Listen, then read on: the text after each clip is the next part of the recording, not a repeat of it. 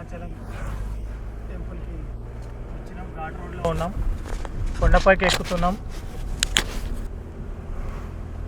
కొండ ఘాట్లు ఎక్కుతున్నప్పుడు మనకి ఎట్లయితే అన్నవరంలో కమాన్లు పెట్టేసి సూక్తులు రాసి పెట్టిండ్రో అదే సేమ్ అట్లనే రాసి పెట్టున్నాయి.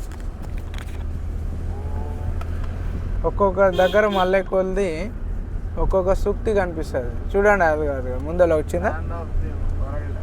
వచ్చింది చూడండి, ఏం రాస్తుంది అక్కడ? ఎవల చూచిన నీవే రంగనాథ, రంగనాథ రంగపతి రంగనాథ, రంగపతి రంగనాథ.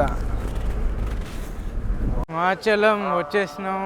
అదిగదిగో కనిపిస్తుంది గోపురం. వరాహ లక్ష్మీ నరసింహస్వామి వారి ఆలయం వచ్చేసినాం. ఇక్కడ పార్కింగ్, ఇటు పక్క సింహాద్రి అప్పన్న జల ప్రసాదం, ఇటు పక్కన ప్రత్యేక దర్శనానికి అయితే 300 రూపాయలు. ఇక్కడ ధర్మ దర్శనానికి అయితే ఏ విధంగా ఉంది, నక్షత్ర వనం అంట ఇది. సింహాచల అప్పన్న నరసింహస్వామి దర్శనం, అలాగే వరాహి అమ్మవారి దర్శనం కూడా ఎంతో మనకు మంచిగా దర్శనం చేసుకోవడం జరిగింది.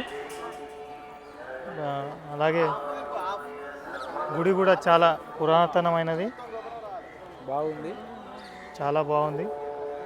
మనకు మళ్ళీ దర్శనం చేసుకోవాలనేలాగా అనిపిస్తుంది. మళ్ళీ రూపమైన అనుభూతినిచ్చింది. అనుభూతి మంచిగా ఉంది. ఇక్కడ స్పెషల్ ఏంటంటే ఈ నరసింహస్వామి అవతార రూపంలో ఉన్నాడు. అవతార రూపం 2 అవతారాలలో ఉన్నారు కాబట్టి అవును, అవతార శ్రీ సింహాద్రి అప్పన్న స్వామి అంటున్నారు.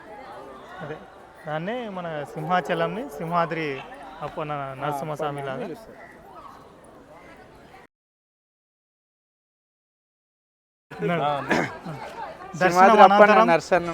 దర్శనం బాగా జరిగింది కదా.